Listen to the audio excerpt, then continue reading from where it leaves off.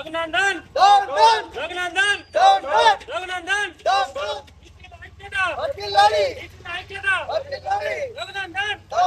రఘునందన్ వెంటనే రఘునందన్ వెంటనే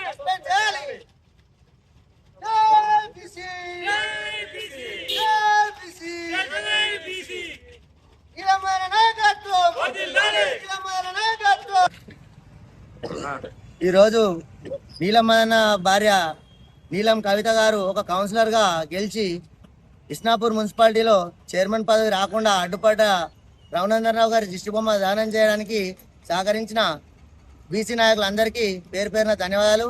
ఫస్ట్ రోజు జరిగినటువంటి ఎమ్మెల్యే ఎలక్షన్లలో టికెట్ రాకుండా చేసింది రఘునందన్ రావే. తర్వాత ఎంపీ ఎలక్షన్లలో కూడా ఓడిపోవడానికి కారణమైనటువంటి రఘునందన్ రావే ఇవాళ ఒక చైర్మన్ పదవి కోసం కూడా కకృతిపడి అమ్ముడు పోయి ఇవాళ బీఆర్ఎస్ పార్టీతో చేతులు కలిపి ఇవాళ మా నీలం కవితకు అన్యాయం చేసింది కాబట్టి ఈరోజు దిష్టిబొమ్మ దానం చేయడం జరిగింది. ఇలా బీసీలకు ద్రోహం చేసుకుంటూ పోతే ఇట్లాంటి ఉద్యమాలు రోడ్డుపైకి వచ్చి ఖచ్చితంగా నిరసన ఉధృతం చేస్తాం. ఖచ్చితంగా నీలమ్మదన్న కోసం అంత కక్ష కట్టి మీరు చెప్పాల్సిన అవసరం ఏముంది? నీలమ్మద అంటే ఒక ఎంపీ క్యాండిడేటే కదా. ఒక రోజు ఇవాళ నువ్వు ఒక ఆడబిడ్డ మీద ప్రతాపం చూపెట్టినావు. బీసీ బిడ్డలు అంటే నీకు అంత సులకనేందుకు?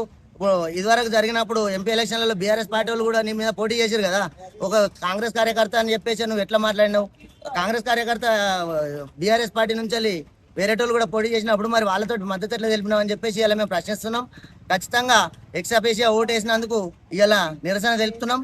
ప్రతి ఒక్క గ్రామాన ప్రతి ఒక్క మండలంలో తెలంగాణ మొత్తంలో మీ దిష్టిబొమ్మ కార్యక్రమాలు, మీరు చేసిన అన్యాయాలు, కుట్రలు మొత్తం బయటపెట్టి మళ్ళొకసారి ఈ రోజు బీసీ బిడ్డలతోటి నువ్వు ఎంపీ అయినావు కదా, మళ్ళీసారికి మీ వెలుమల్లో ఈ రెడ్డిలే కలుపుకొని మీరు ఓట్లు వేసుకొని గెలవాలి.